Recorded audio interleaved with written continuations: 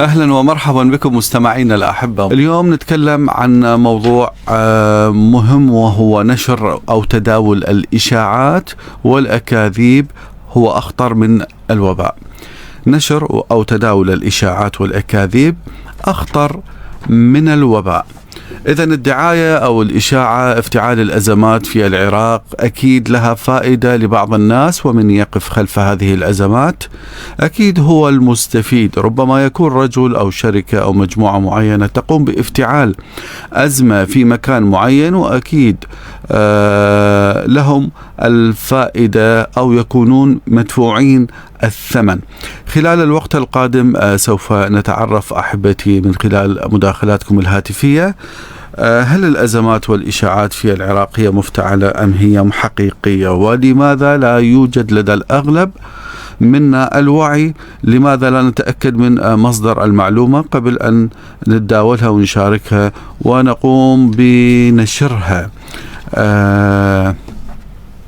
دعايات دائما وإشاعات نشوفها ونسمع بيها على يعني المشاهير، مثلا وفيات بهجة الجبوري توفى مثلا، مستلمين الرجال بأمريكا شارد وقاعد ومستلمينه يوميا، يقعد من الصبح تليفونات ابنه بغير دولة مثلا، دائما هو دا يقول خطية بالفيس، يقول تجيني اتصالات بابا سلامات انت ما بيك شيء كذا كذا. طيب شنو ذنب هذا الانسان اللي انطى من عمره ومن صحته؟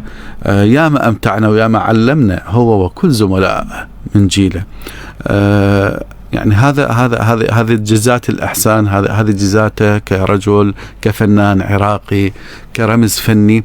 يوميا موتينه رعب لذوي الفنان، وحالة نفسية سيئة للشخص نفسه، الفنان نفسه. كل واحد بينا اليوم خلي نفسه بمكان هذا الشخص اللي دا يقرأ النعي مالته والتعازي، والدنيا مقلوبة وردود أفعال الناس على اعتبار هو متوفي وهو بخير، كل شيء ما به الرجل.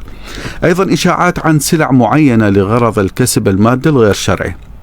اختلاق الأزمات، قبل فترة طلعوا لهم دعاية على أنه مدري أبازين خانة تأخرت بها مادة الغاز وما أعرف شلون السائل، وهذا رأسا طلعوا دعاية ما نحس إلا قنينة الغاز من 7,000 إلى 20,000 دينار، وشوف الناس تركض تعوف شغلها وعملها، والموظف ياخذ زمنية يروح يترس سيارته قناني فارغة مال البيت ويروح للبنزين خانة، أو تلقى الازدحام والناس واقفة بالمطر لو بالشمس، وهو كل شيء ماكو. أيضا إشاعات عن تضخيم الحوادث، مثلا تكون مبالغة في عدد الإصابات أو القتلى في انفجار معين يا ساتر، فأيضا يكون أكو تأويل وأكو أمور مو صحيحة. هل دور الإعلام أيضا كافي في محاربة هذه الظاهرة وتوعية وتثقيف الناس؟